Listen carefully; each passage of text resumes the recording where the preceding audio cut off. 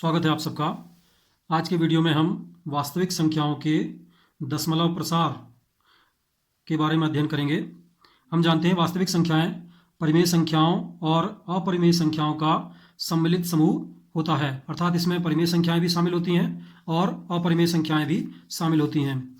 तो इस वीडियो में हम परिमेय संख्याओं के दशमलव प्रसार और अपरिमेय संख्याओं के दशमलव प्रसार किस प्रकार के होते हैं ये देखेंगे। तो आइए सबसे पहले हम लेते हैं परिमेय संख्याओं के दशमलव प्रसार। कुछ परिमेय संख्या ले लेते हैं हम, जैसे 8/3, 7/8, 4/5,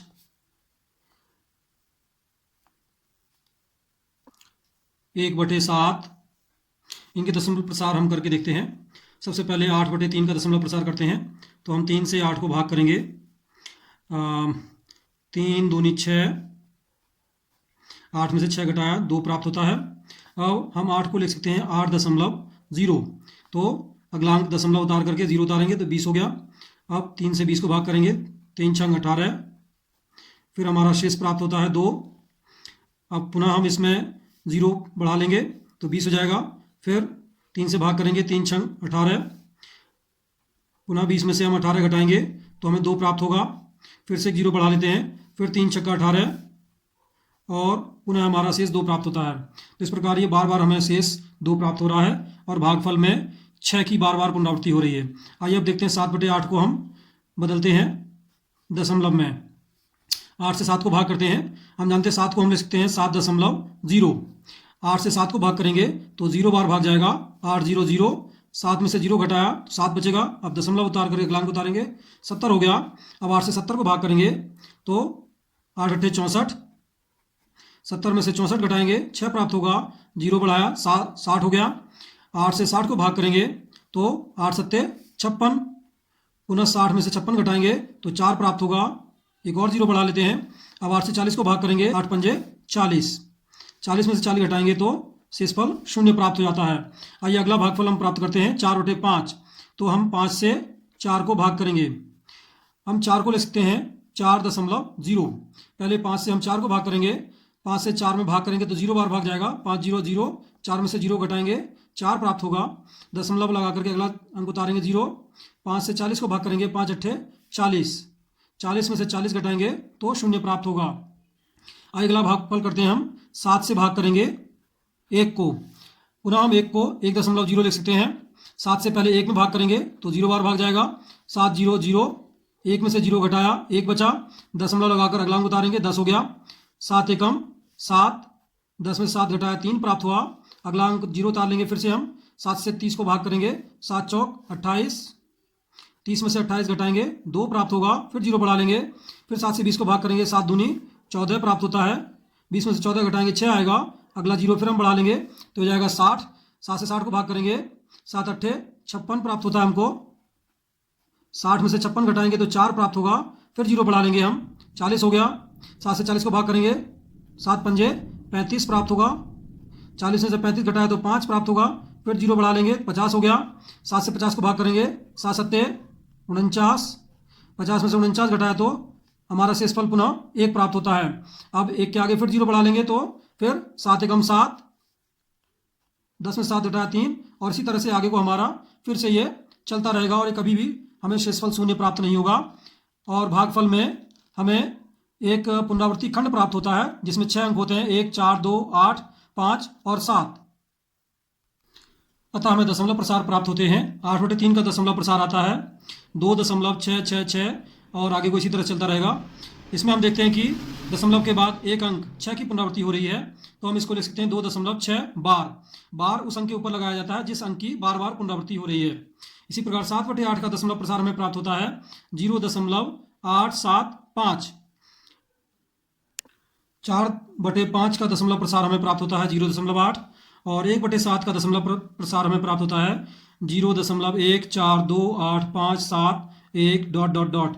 यहाँ पर हम देखते हैं कि हमें 6 अंक 1, 4, 2, 8, 5, 7 इन अंकों की बार बार पुनरावृत्ति हो रही है। तो हम इसको इस प्रकार भी लिख सकते हैं 0.1714 2, 8, 5, 7 और हम इसके ऊपर इन 6 अंकों के ऊपर बार लगा सकते हैं, जो इस बात को निरूपित करते हैं कि इन अंकों की बार बार पुनरावृत्ति हो रही है। अतः हम कह सकते हैं कि परिमेय संख्याओं के दशमलव प्रसार या तो शांत होते हैं या अशांत आवर्ती होते हैं। शांत दशमलव कौन से होते हैं? जिनमें भागफल एक निश्चित चरणों के बाद, भागफल में निश्चित चरण होते हैं, अर्थात कुछ निश्चित चरणों के बाद शेषफल शून्य प्राप्त हो जाता है। और अशांत आवर्ती दशमलव वे होते हैं जिनके भागफल में किसी एक अंक या अंकों के एक समूह की पुनरावृत्ति होती है। जैसे यहाँ पर एक अंक 3 की पुनरावृत्ति हो रही है बार बार, और यहाँ पर 2 अंकों 2, 3 की बार बार पुनरावृत्ति हो रही है, तो ये अशांत आवर्ती कहलाते हैं। अतः हम कह सकते हैं कि वे संख्याएं जिनके दशमलव प्रसार शांत होते हैं या अशांत आवर्ती होते हैं, वे परिमेय संख्याएं होती हैं। आइए अब हम देखते हैं कि अपरिमेय संख्याओं के दशमलव प्रसार किस प्रकार के होते हैं। ऊपर हमने पढ़ा है कि परिमेय संख्याओं के दशमलव प्रसार या तो शांत होते हैं या अशांत आवर्ती होते हैं। तो इस गुण के आधार पर हम यह निष्कर्ष निकाल सकते हैं कि अपरिमेय संख्याओं के दशमलव प्रसार अशांत अनावर्ती होते हैं, अर्थात किसी अपरिमेय संख्या का दशमलव प्रसार अशांत अनावर्ती होता है। या ये भी कह सकते हैं कि यदि किसी संख्या का दशमलव प्रसार अशांत अनावर्ती है तो वह अपरिमेय संख्या होगी। जैसे 0.1, 01, 001, 0001 एंड सो ऑन। यहाँ पर हम देखते हैं किसी एक अंक या किसी एक अंक समूह की पुनरावृत्ति नहीं हो रही है। इसी प्रकार √2 का दशमलव प्रसार होता है 4, 1, 4, 2, 1, 3, 5, 6 एंड सो ऑन। यहाँ पर भी किसी अंक समूह की पुनरावृत्ति नहीं हो रही है। इसी प्रकार पाई का जो मान होता है, जो निकटतम मान हमने अभी तक प्राप्त किया है कई अंकों तक, तो यहाँ पर भी हम किसी एक अंक समूह की पुनरावृत्ति नहीं होती है, अतः पाई को भी अपरिमेय संख्या माना जाता है। यद्यपि हम गणनाओं में पाई को 22/7 के रूप में लिखते हैं, परंतु यह पाई का निकटतम मान होता है, लेकिन यह इसका एग्जैक्ट मान नहीं होता है। अर्थात हम कह सकते हैं कि pi is not equal to 22/7, अर्थात इसका एग्जैक्ट मान 22/7 नहीं होता है, परंतु यह इसका निकटतम मान होता है। आइए अब हम देखते हैं कि कब परिमेय संख्याओं के दशमलव प्रसार शांत होते हैं और कब उनके दशमलव प्रसार अशांत होते हैं। ऊपर हमने कुछ प्रश्नों को हल किया था। 8/3 का दशमलव प्रसार हमें प्राप्त हुआ था 2.6666। 7/8 का दशमलव प्रसार हमें प्राप्त हुआ था 0.875, और 4/5 का दशमलव प्रसार आया था 0.8, और 1/7 का दशमलव प्रसार आया था 0.1428557, और ऊपर से इसके बार। तो यहाँ पर हम देखते हैं कि पहली वाली जो परिमेय संख्या है इसका अर्थ 3 है, तो इसका दशमलव प्रसार अशांत आवर्ती है। इसी प्रकार 7/8 का दशमलव प्रसार शांत है, 4/5 का दशमलव प्रसार भी शांत है, 1/7 का दशमलव प्रसार अशांत आवर्ती है। तो इन संख्याओं में कौन से गुण होते हैं जिनके कारण वे शांत या अशांत आवर्ती होते हैं? तो आइए हम देखते हैं। 8/3 का हर 3 है, और 7/8 का हर 8 है, और 8 को हम लिख सकते हैं 2 गुणा 2 गुणा 2, अर्थात 2 की घात 3। इसी प्रकार 4/5 का हर 5 है, और 1/7 का हर 7 है। तो इससे हम यह निष्कर्ष निकालते हैं कि यदि परिमेय संख्या के हर में 2 या 5 गुणनखंड के रूप में, अभाज्य गुणनखंड के रूप में आते हैं, तो उनका दशमलव प्रसार शांत होता है, अन्यथा उनका दशमलव प्रसार अशांत आवर्ती होता है। अर्थात हम कह सकते हैं कि यदि x बराबर p/q एक परिमेय संख्या इस प्रकार है कि p तथा q सह अभाज्य हैं, तथा हर q 2 की घात m गुणा 5 की घात n के रूप का है, जहां m और n पूर्ण संख्याएं हैं, तो x का दशमलव प्रसार शांत होगा।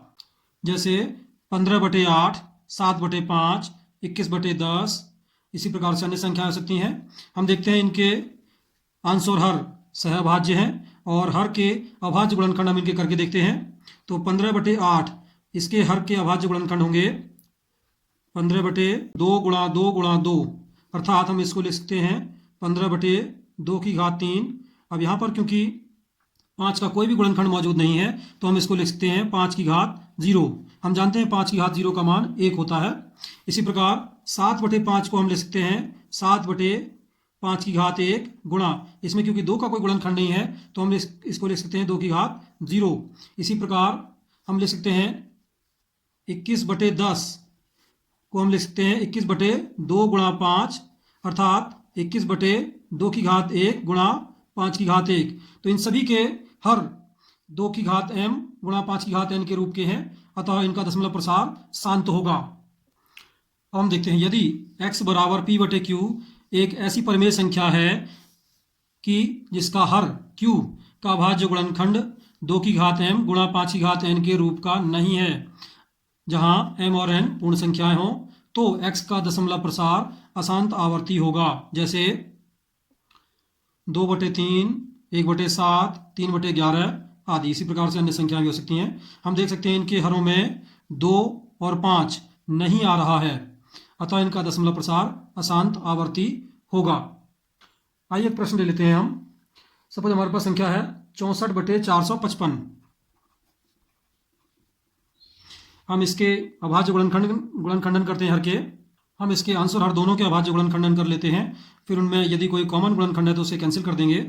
तो 64 के अभाज्य गुणनखंड होते हैं 2 गुणा 2 गुणा 2 गुणा 2 गुणा 2, और 455 के गुणनखंड होते हैं 5 गुणा 7 गुणा 13। ऊपर नीचे कोई भी गुणनखंड कॉमन नहीं है, अतः हम इसको इसी प्रकार से लिख लेंगे। 2 की घात 6 ऊपर लिखा जा सकता है और नीचे हम लिख लेंगे 5 की घात 1 गुणा 7 की घात 1 गुणा 13 की घात 1, क्योंकि इन सभी के एक एक गुणनखंड है। तो यहाँ पर हम देखते हैं इसका हर 2 की घात m गुणा 5 की घात n के रूप का नहीं है, अतः हम कह सकते हैं कि 64/455 का दशमलव प्रसार अशांत आवर्ती होगा। आइए एक और संख्या ले लेते हैं हम 9/12। इसके हम हर के गुणनखंड करते हैं, तो 9/2 गुणा 2 गुणा 3, तो इसको हम ले सकते हैं 9/2 की घात 2 गुणा 3 की घात 1। तो यहाँ पर हम देखते हैं कि हर इसका 2 की घात 2 और 3 की घात 1 है, जो कि 2 की घात m गुणा 5 की घात n के रूप का नहीं है। तो हम इसको देख करके कह सकते हैं कि ये अशांत आवर्ती होगा इसका दशमलव प्रसार। परंतु यहाँ पर हमने अंश के अभाज्य गुणनखंड नहीं किए हैं, तो जब तक हम अंश के अभाज्य गुणनखंड नहीं करेंगे तब तक हम यह नहीं बता पाएंगे कि इसके दशमलव प्रसार अशांत आवर्ती होगा या शांत होगा। तो आइए पहले इसके अंश के गुणनखंड भी कर लेते हैं हम। 9 के गुणनखंड होंगे 3 गुणा 3, और नीचे इसके गुणनखंड थे हमारे 2 गुणा 2 गुणा 3। तो यहाँ पर हम देखते हैं ऊपर नीचे 3 कॉमन है, तो 3 से 3 कट जाएगा। अब ये बचेगा 3/2 की घात 2, या इसको ऐसे भी ले सकते हैं हम 3/2 की घात 2 गुणा 5 का गुणनखंड नहीं है तो 5 की घात 0 ले सकते हैं।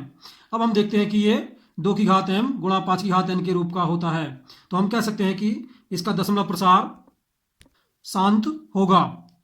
इसी प्रकार हम अन्य प्रश्नों में भी उनके अभाज्य गुणनखंड करके पता लगा सकते हैं कि किसका दशमलव प्रसार शांत है और किसका अशांत आवर्ती है। ध्यान रहे अंश और हर दोनों के गुणनखंड हम पहले करेंगे, और फिर जो कॉमन गुणनखंड होगा अंश और हर में उसे कैंसिल कर लेंगे। तत्पश्चात हम हर को 2 की घात m गुणा 5 की घात n के रूप में देखेंगे। यदि वो 2 की घात m गुणा 5 की घात n के रूप में है तो उसका दशमलव प्रसार शांत होगा। यदि वो 2 की घात m गुणा 5 की घात n के रूप का नहीं है तो उसका दशमलव प्रसार अशांत आवर्ती होगा। यदि आपको यह वीडियो पसंद आया हो तो इसे लाइक करें, शेयर करें तथा हमारे चैनल को सब्सक्राइब करें। धन्यवाद।